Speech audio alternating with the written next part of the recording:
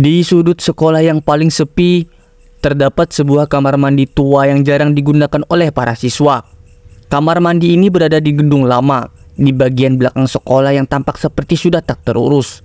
Sebagian besar siswa memilih pergi ke kamar mandi gedung utama, yang lebih terang dan bersih. Tapi ada satu hal yang tak banyak orang ketahui. Kamar mandi tua itu menyimpan kisah menyeramkan yang telah menjadi legenda di kalangan siswa-siswi senior.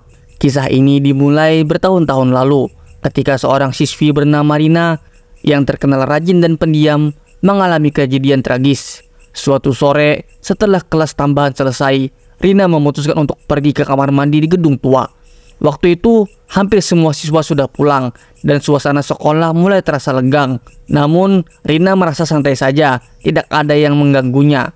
Dia berjalan menyusuri koridor menuju kamar mandi itu dengan langkah pelan di bawah langit yang mulai gelap. Ketika dia memasuki kamar mandi, bau lembab dan cat yang terkelupas memenuhi udara. Lampu-lampu berkedap-kedip lemah, seakan-akan kehabisan tenaga untuk bertahan hidup. Rina berjalan ke bilik paling ujung, karena itulah bilik yang masih berfungsi dengan baik.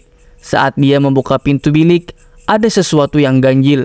Sebuah bisikan halus terdengar, seolah berasal dari saluran air di lantai. Rina memandang ke sekeliling, tapi tidak ada siapa-siapa. Mungkin cuma angin, pikirnya. Namun saat dia menutup pintu bilik dan hendak menggunakan toilet, suara bisikan itu kembali terdengar. Kali ini lebih jelas. Suara itu terdengar seperti seseorang yang memanggil namanya.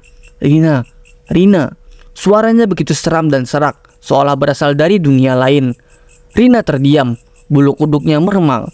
Pikirannya berusaha tetap rasional, tapi ketakutan mulai merayapi pikirannya. Dia pun buru-buru keluar dari bilik, membasuh tangannya dengan cepat di wastafel dan bersiap untuk pergi. Namun ketika dia melihat ke cermin di depannya, darahnya seketika membeku. Di belakang pantulan dirinya, berdiri sosok wanita dengan rambut panjang terurai, mengenakan seragam sekolah yang lusuh. Wajahnya pucat dengan mata hitam legam yang menatap tajam ke arah Rina. Rina berbalik dengan cepat, tapi sosok itu tidak ada di belakangnya. Cermin itu mulai berkabut, dan tulisan dengan bercak merah perlahan-lahan muncul di permukaan kaca. Jangan kembali ke sini. Tubuh Rina gemetar. Dia langsung berlari keluar dari kamar mandi, meninggalkan semuanya tanpa menoleh ke belakang.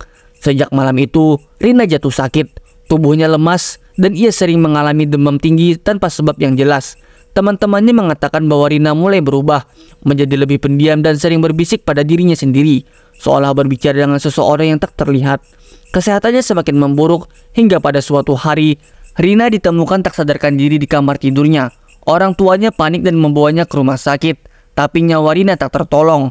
Dia meninggal dengan ekspresi wajah ketakutan yang mendalam. Setelah kejadian itu, cerita tentang sosok di kamar mandi tua mulai tersebar. Beberapa siswa mengaku pernah melihat bayangan misterius di sana, sementara yang lain mendengar bisikan-bisikan aneh. Bahkan, ada yang merasa seolah-olah diikuti ketika mereka menggunakan kamar mandi itu. Sekolah akhirnya memutuskan untuk menutup kamar mandi tersebut secara permanen. Pintu kamar mandi digembok, dan tidak ada seorang pun yang diperbolehkan masuk. Namun larangan itu tidak menghentikan rasa penasaran dari beberapa siswa yang ingin membuktikan kebenaran cerita tersebut. Salah satu siswa yang paling berani, Dika, bersama dua temannya memutuskan untuk mencoba masuk ke kamar mandi itu pada malam hari saat penjaga sekolah sudah pulang. Malam itu, dengan bermodalkan senter dan keberanian yang mulai terkikis, mereka menyelinap masuk ke gedung lama.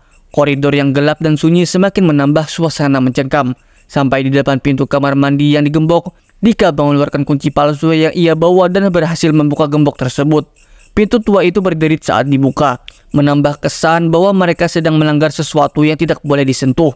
Saat mereka masuk ke dalam, bau lembab yang sama menyambut mereka. Semua bilik tampak tertutup, kecuali bilik di ujung. Teman-teman Dika mulai merasa tidak nyaman dan meminta agar mereka segera keluar. Tapi Dika dengan penuh keyakinan melangkah lebih jauh ke dalam. Ketika mereka berdiri di depan cermin yang penuh dengan noda air, tiba-tiba lampu kamar mandi berkedip, dan cermin itu kembali berkabut, seperti yang diceritakan dalam legenda.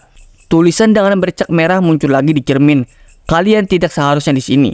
Terdengar suara langkah kaki dari bilik ujung, diiringi oleh deru nafas yang berat. Teman-teman Dika panik dan berlari keluar, meninggalkan Dika yang terpaku ketakutan. Pintu bilik perlahan terbuka, dan dari celahnya, sesosok wanita berambut panjang muncul, dengan tatapan kosong dan senyum menyeramkan yang terpahat di wajah pucatnya. Dika mencoba lari, tapi kakinya terasa berat, seolah-olah ada yang menariknya kembali. Dia mendengar suara bisikan itu.